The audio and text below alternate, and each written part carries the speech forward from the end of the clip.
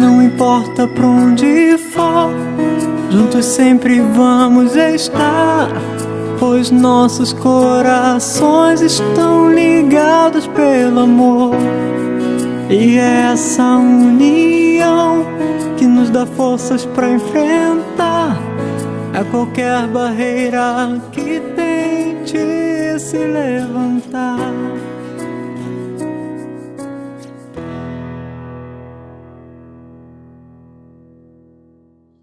Gente, então vamos lá? Boa noite a todos.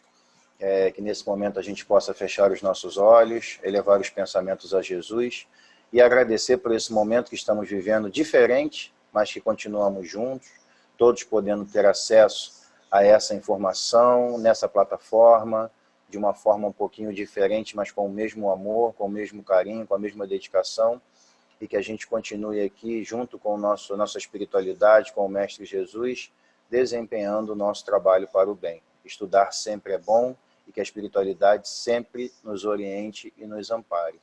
Que toda essa energia maravilhosa que seja gerada em nossos lares possa ser multiplicado para outros lares que estão à nossa volta, né? São nossos vizinhos, que eles também possam sentir um pouquinho desse amor, desse carinho, desse amparo no momento de hoje.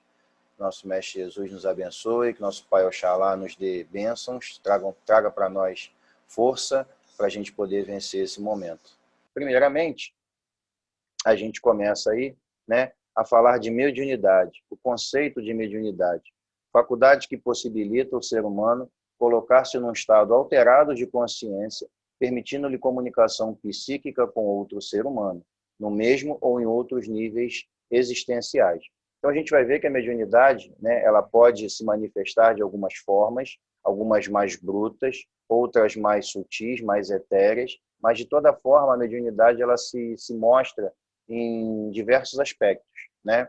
Então o básico seria isso, a faculdade que possibilita o ser humano colocar-se num estado alterado de consciência, né, permitindo-lhe comunicação psíquica. É importante falar isso porque no início do desenvolvimento mediúnico, é natural que as pessoas tenham aquela ideia de que o pensamento, ora é seu, ora não é o seu, né? Fica aquela dúvida, aquela confusão, aquele turbilhão de informações na cabeça, e às vezes agrava quando você começa a perceber que seu corpo quer fazer algumas coisas, mas que você nem está pensando naquilo. Você nem está pensando em levantar um braço, em andar, em mexer a cabeça, alguns trejeitos que as entidades, a gente vai ver isso hoje no curso, né, no nosso estudo, que a entidade às vezes transfere para você e você fica relutante com aquilo, porque não é algo natural, né, do seu próprio dia a dia, do seu próprio jeito de ser, mas aquilo começa a aflorar dentro de você e você começa a perceber a diferença, principalmente no pensamento, na comunicação e na forma de lidar com cada entidade. Cada entidade vai criando a sua própria identidade na manifestação mediúnica. E isso é muito ímpar, né? Muito individual. A mesma entidade ela pode se manifestar em 2, 3 pessoas e comportar-se de forma diferente. Por quê? Porque vai haver essa simbiose, vai haver essa junção com você, com o seu jeito, com a pessoa, com o médium que está ali, e também com os trejeitos da entidade. A faculdade mediúnica é uma propriedade do organismo e não depende das qualidades morais do médium. Ela se nos mostra desenvolvida tanto nos mais dignos como nos mais indignos. É uma faculdade orgânica que são dotadas todas as criaturas em maior ou menor grau de desenvolvimento. Gente, esse primeiro tópico que aparece aí é importante. Por que é importante? Quando a gente fala assim, caramba, o médium ele não tem qualquer tipo de compromisso com a mediunidade dele, é um médium totalmente desregrado, é um médium que não tem aquela característica de ser, né, disciplinado, enfim. E quando a espiritualidade por ele se manifesta, você vê um trabalho maravilhoso, você vê realmente a espiritualidade ali presente, tá? E isso é interessante porque a gente, desde que viemos, né, propriamente da doutrina, principalmente de mesas mediúnicas, a gente observa isso, que isso é até um ponto de questionamento. Então a influência moral, as qualidades morais do médium não influenciam no trabalho mediúnico dele? Influenciam. Mas a faculdade mediúnica independe disso. Essa é a diferença. Eu não entendi direito. Como assim? Quanto mais você consegue, né, na espiritualidade, elevar-se moralmente, é claro que espíritos daquela mesma afinidade vão se aproximar de você, evitar com que os quiumbas, né, com que os zombeteiros, com que os velhacos, brincalhões, estejam também comungando daquela sua energia. É importante ressaltar isso. Mas isso não diz que o médium ele pode ou não estar desenvolvendo a mediunidade dele, pode ou não estar tendo o ato mediúnico. Isso independe, tá? Então, assim, você ter ou não ter moralidade, estar ou não estar em dia com as suas ações, né? Isso não diz que você vai ser ou você não vai ser médium. A forma como a sua mediunidade vai se manifestar, como as coisas vão acontecer na sua vida, aí sim, as qualidades morais do médium, então elas realmente dividem, né? Como diz a própria Bíblia, o joio do trigo, tá? E no outro tópico ele fala assim, ó, é uma faculdade orgânica, ou seja, nasce com você. Não tem como a gente dizer assim, a minha mediunidade, o tempo ela foi trabalhada e aquilo eu não tinha e passou a ter. Na verdade, o que acontece é que você já nasce com esse fator orgânico e ela vai ser desenvolvida. Ela vai nascer ou renascer no momento em que você opta por esse desenvolvimento, né? A gente tinha visto também lá no estudo dos médiuns que todos nós somos médiuns, em maior ou em menor grau. E aí Allan Kardec completa aí, né? São dotadas todas as criaturas em maior ou menor grau de desenvolvimento. Então, assim, existem pessoas que você vê que são médiuns naturais. Eles falam certas coisas, são pessoas altamente inspiradas, são pessoas que você chega perto e você se sente bem, né? São médiuns naturais que não precisam necessariamente estar em lugar nenhum para estar desenvolvendo isso. E outros precisam sim desenvolver essa mediunidade dentro de um centro espírita, espiritualista, de um terreiro de umbanda, de uma igreja evangélica, de uma igreja católica. Precisa sim, porque traz junto dessa mediunidade uma gama de faltas, de erros do passado que precisam ser depurados ali com o trabalho cotidiano, né? Não significa que essas pessoas, como eu disse, que são médiuns naturais, elas também não precisam disso, que a faculdade mediúnica sempre é um dom de resgate, né? Mas a gente entende hoje, ainda mais do que a gente tem vivido aí no século XXI, que os templos religiosos, diversas denominações, eles estão também para poder ajudar nesse progresso da humanidade, da sociedade, progresso desses médiuns que podem estar se manifestando em diversos lugares. A mediunidade é inerente aos seres humanos, então tem uma história muito interessante, principalmente eu tenho visto isso aí, com gatos, né? Que dizem que os gatos eles têm mediunidade, que eles conseguem ver as coisas e tal. Os animais em si, eles podem ser sensibilizados por esse mundo invisível, por uma capacidade que a gente não tem, né? Que nós somos muito limitados, tanto no que diz respeito ao campo visual quanto ao campo auditivo. Então, os animais eles têm isso mais desenvolvido, né? A faixa vibratória visível e audível é mais extensa do que a nossa. A gente está num comprimento de ondas muito limitado em relação a certos animais. Então, como o mundo invisível ele também não deixa de ser esse comprimento de ondas, esse conjunto de energias que são manifestadas ali no ambiente, os animais têm essa capacidade perceptiva maior. Então, muitas das vezes, o que a gente não consegue ver a olho nu, né, os animais conseguem ver porque eles têm um lastro maior dentro desse comprimento de onda, dentro desse campo visível ou audível, né? Então, é por isso que os animais eles conseguem ter essa percepção do ambiente muito mais do que a gente. Mas isso não significa dizer que os animais tenham qualquer tipo de mediunidade, tá? A gente tem que ter muito cuidado com isso. Porque o meu ente querido está se manifestando pelo meu cachorro, pelo meu gato. Ele pode estar até ali presente, utilizando o cachorro e o gato até como um instrumento. Mas isso não significa que o animal tem mediunidade, tá? Essa mediunidade é inerente aos seres humanos e é um atributo direto do espírito, ok? Então, a gente vê lá, ó, ao longo da história, a mediunidade como faculdade inerente ao ser humano sempre esteve presente na história da humanidade e, de acordo com a época, foi tratada de diferentes formas. Ó, nós aqui, né? Isso é uma explicação para a gente. Por desconhecimento das leis divinas, esses fenômenos foram considerados por muito tempo como sobrenaturais e demoníacos, né? Quando a gente não tem conhecimento de alguma coisa, a gente sempre atribui ao maravilhoso, ao sobrenatural, ao desconhecido, ao divino, né? Isso acontecia e sempre aconteceu na nossa história. Quando a gente não tinha conhecimento total de causa, a gente atribuía aquilo ali ou maravilhoso, ou a bruxaria, ou ao negativo. Né? Principalmente a presença da igreja católica na época, ela foi muito forte quanto a isso, por várias questões de dominação ideológica, né? Então, tudo que fugia aquela prática, aquele rito da igreja, era considerado heresia, era considerado bruxaria, e nós tínhamos aí, né, um grupo santo de padres, freis e bispos, e mais os templários, né, que, de certa forma, trabalhavam aí para poder acabar com isso que estava fora da ideia da igreja. Tá? Então, ele coloca aí que, na Idade Média, acreditava-se que a mediunidade era sintoma de loucura ou bruxaria. Algumas religiões chegam a proibir seu uso, invocando o texto bíblico como apoio a essa proibição, né? Então, quantos de nós que não estávamos lá fomos taxados de loucos, de malucos, né? E hoje a gente pode, aí, de uma forma bem mais tranquila, desenvolver a nossa mediunidade.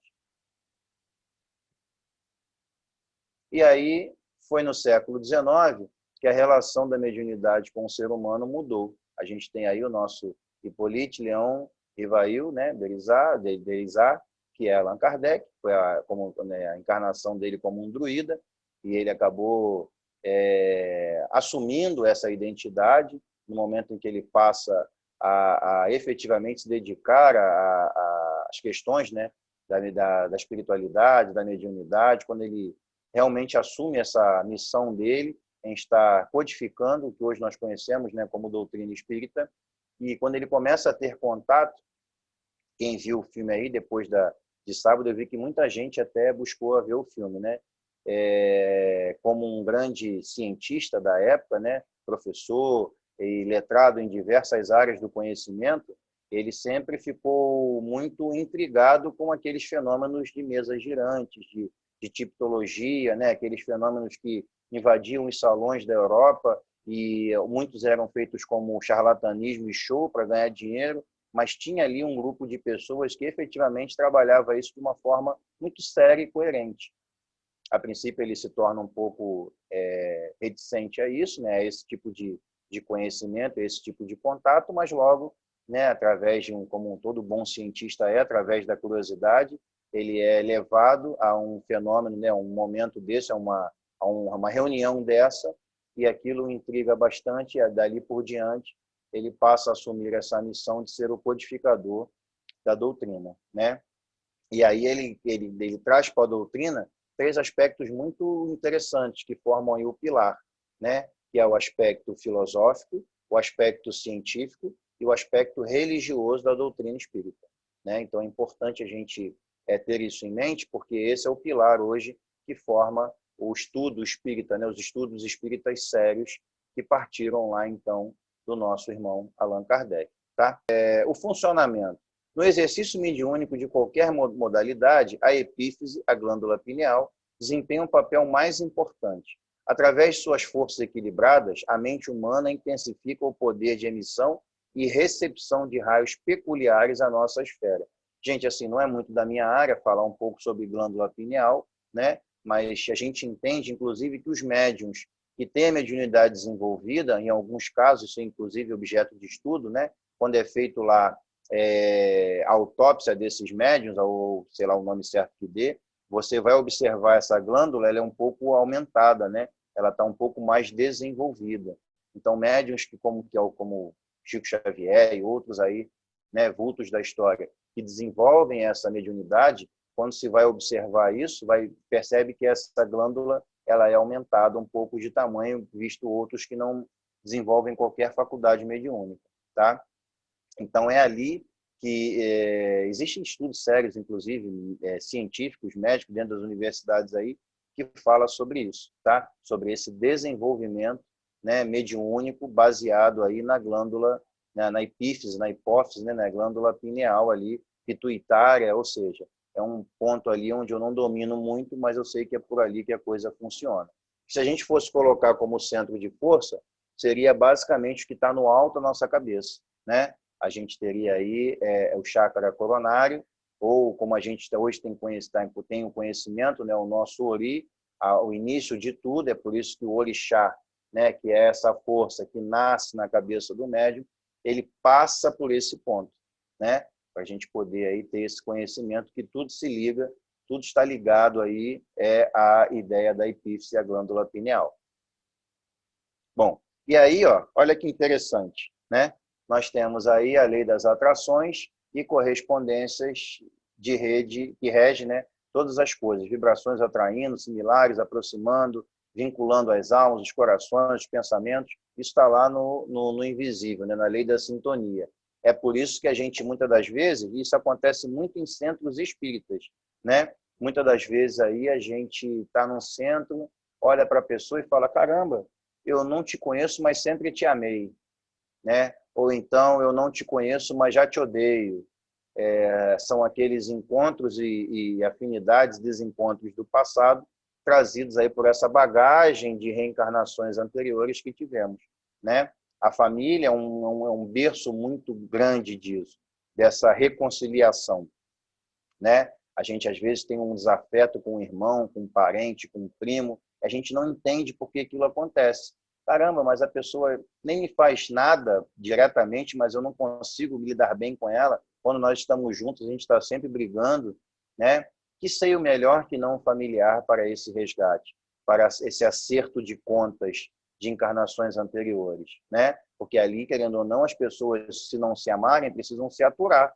São da mesma família, são parentes, quando pequeno, vão compartilhar do mesmo ambiente por muitos anos. Então, é uma maneira que a espiritualidade encontra e que você tem de reparar essa falta com os seus, né? É por isso que a gente sempre preza muito pela família, porque ali é o primeiro pontapé para essa reconciliação, né? Então, a gente tem ali esse momento onde pai, mãe, irmão, primo, tio, tia, e depois, quando nós escolhemos, né, os nossos companheiros, as nossas companheiras, isso não cessa, continua praticamente da mesma forma. A lei da afinidade é muito grande quando você encontra essas pessoas que participaram da sua vida no passado. Podem ser almas afins que se encontram ou se reencontram ao longo das reencarnações, mas pode ser almas ali que estão nesse momento ou na primeira encarnação junta, ou tiveram encarnações anteriores aí, precisam reaver algumas faltas que ficaram no passado, tá? Hoje nós encarnamos como homem ou como mulher, mas no tempo passado isso pode ter sido o contrário, nada impede isso, tá? Por isso que a gente tem que procurar sempre o que nos une dentro de um casamento, o que nos une dentro da família, o que nos une dentro de uma amizade, e nunca procurar o que separa. Porque, baseado no que a gente está informando, né, através do estudo, se nós procurarmos sempre o que nos separa, isso vai ser muito fácil. Isso vai estar sempre ali em evidência. Porque é isso que, inclusive, hoje nos faz estar juntos. Foi essa falta do passado, que nos desarmoniou no passado, é que faz a gente se reencontrar no presente também, né? Então, se a gente ficar procurando naquela pessoa sempre aquilo que nos separa, um jeito, a forma de lidar, a forma de cuidar, as palavras, isso, infelizmente, vai cada vez mais potencializar e talvez você não consiga cumprir com essa pessoa esse momento que você precisa ver de reconciliação, você não consiga cumprir, porque você continua alimentando apenas aquilo que separa vocês, né? Então, se hoje a gente tem aí a bênção de ter um casamento, que a gente faça por onde esse casamento dá certo. Claro que ninguém é obrigado a ficar com ninguém e sofrer o resto da vida, não é essa a ideia. Mas enquanto existir amor, que então exista essa vontade de fazer dar certo. Se nós temos uma dificuldade com o nosso pai, com a nossa mãe, e não conseguimos de forma nenhuma nos relacionar com eles, então, assim, que a gente faça o mesmo, que a gente seja aquela pessoa que deu o pontapé inicial. Como eu falei na última aula, quanto mais nos é dado, mais nos será cobrado. Então, hoje a gente está aprendendo o que a gente, muitas das vezes, faz a gente se distanciar desses nossos entes queridos. Então, nós temos a obrigação de ser ali o pioneiro, de ser aquele que vai dar o primeiro passo, de ser aquele que vai tentar essa reconciliação quantas vezes for necessário. Bom, dando continuidade aí, nós temos, né, as nossas influências. Quem nunca se viu nessa foto aí? De um lado o anjinho, do outro o diabinho. E quem sempre vai ser o fiel da balança? Nós, né? Então, quando nós tomamos boas atitudes ou mais atitudes, a gente pode ter sido influenciado, claro, né? Mas sempre o último a ter, vamos dizer assim, a oportunidade de realmente fazer ou não somos nós. Assim, nesse momento, o que a gente entende que as influências benignas, elas partem de quem?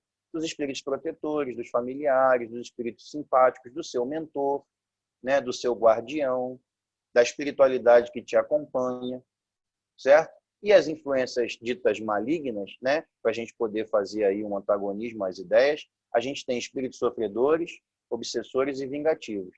A finalidade da mediunidade qual é? A evolução espiritual do médium, né? Aí essa foto está bem ilustrada aí, a gente subindo para uma colônia espiritual, né? Sendo recebido lá em nosso lar, aquela coisa toda. Se é verdade ou não, se é certo ou não, é o que nós desejamos sempre, né? Quem viu o nosso lar, nós temos sabe. Aí, ó, a faculdade se exterioriza de duas formas distintas: fenômenos físicos, né? E fenômenos inteligentes. Os fenômenos físicos é a combinação do fluido do médium, que a gente também pode conhecer como fluido animalizado, que é um fluido nosso, é um fluido mais denso, né? Com os fluidos do espírito comunicante, alterando as condições do ambiente, influindo nas propriedades físicas da matéria. Então, assim, você tem aqueles médios que são médios de efeito físico, são médios de movimentar as coisas, são aqueles médiuns que auxiliam, por exemplo, um trabalho de materialização. Então, esse tipo de qualidade, ou esse tipo de característica da mediunidade, a gente denomina médiuns de efeito físico, né? Geralmente, quando esses médiuns eles estão em certos ambientes, coisas estranhas acontecem, coisas se mexem sozinha e por aí vai, né? E os fenômenos inteligentes são os fenômenos intelectuais, né? Mesmo com a ligação perispiritual, ocorre na intimidade da mente do médium. Então, são aqueles médiuns inspirados, são médiuns, por exemplo, né, que vão ser excelentes médiuns pictógrafos, né, que trabalham com pintura, são médiuns que trabalham muito com a parte de psicofonia, psicografia. A gente vai ver o que é cada um dessa mediunidade. São médiuns que trabalham dessa forma, tá? A gente pode ter os dois? Podemos ter os dois. Podemos ser médiuns de fenômeno físico e também de fenômenos inteligentes. Ou só de fenômenos físicos, ou só de fenômenos inteligentes. Uma coisa não está limitando a outra. A gente vai ver isso no estudo agora, tá? E é legal que a gente vai começar, através dos próximos slides, perceber quem somos ou que tipo de mediunidade ou de mediunidades se manifesta por nós.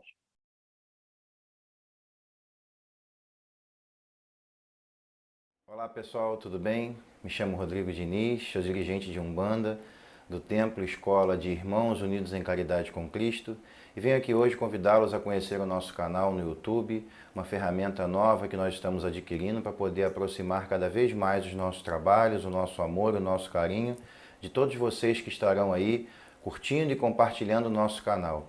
Passa lá, vejam os vídeos, eu tenho certeza que vocês vão gostar, vão curtir e principalmente curta, compartilhe e se inscreva no canal. Tá bom, gente? Muito obrigado, muito axé para vocês.